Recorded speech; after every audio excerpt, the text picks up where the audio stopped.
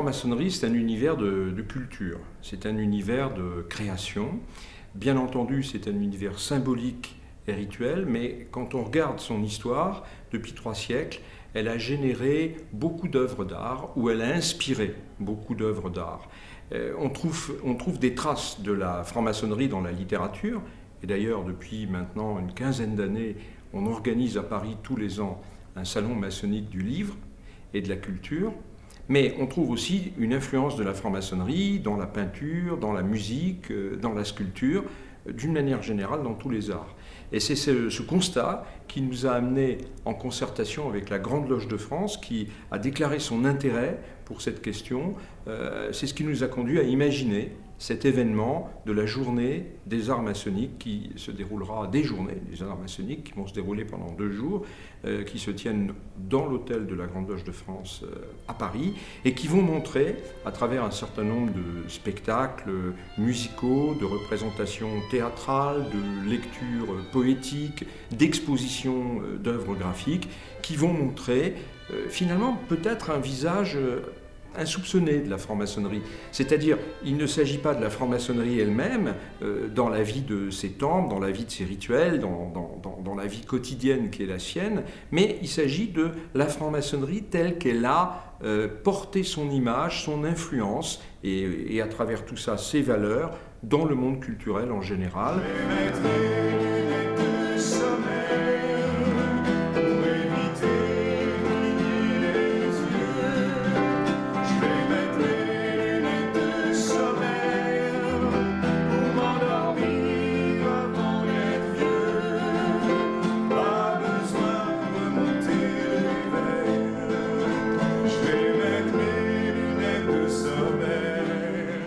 La maçonnerie travaillant avec des mythes, des rites et des symboles, les artistes sont peut-être plus sensibles que les autres frères et sœurs à ce qu'a à dire le symbole, le rite et le mythe.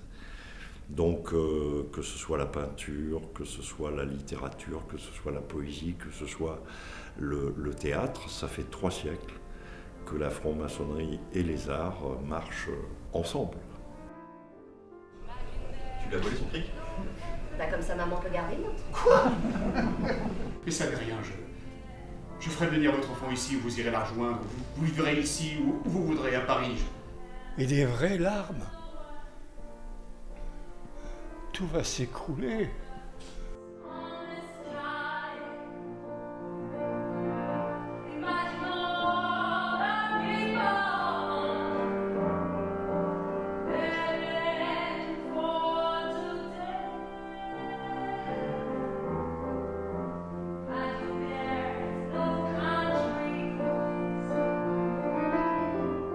Donc c'est quelque chose d'un peu naturel finalement, puisque l'IMF avait commencé il y a plus de 14 ans de ça à lancer le premier salon maçonnique du livre de Paris, et qui a aujourd'hui une très forte notoriété, comme tout le monde le sait.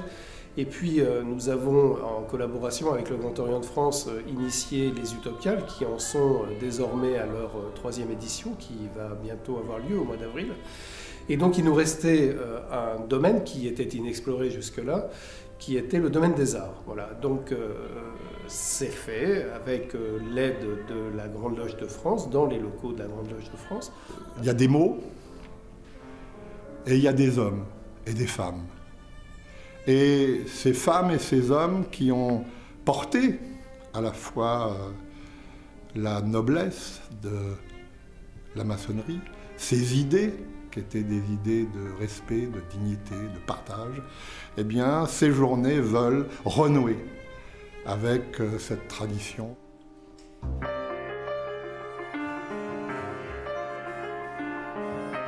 Je ne me suis attiré qu'une réponse, pas du tout aimable. La concorde grandit ce qui est petit. Arlequin bariolé aux multiples facettes, mon destin en voyage a trouvé sa route, qui monte en spirale vers le point de minuit.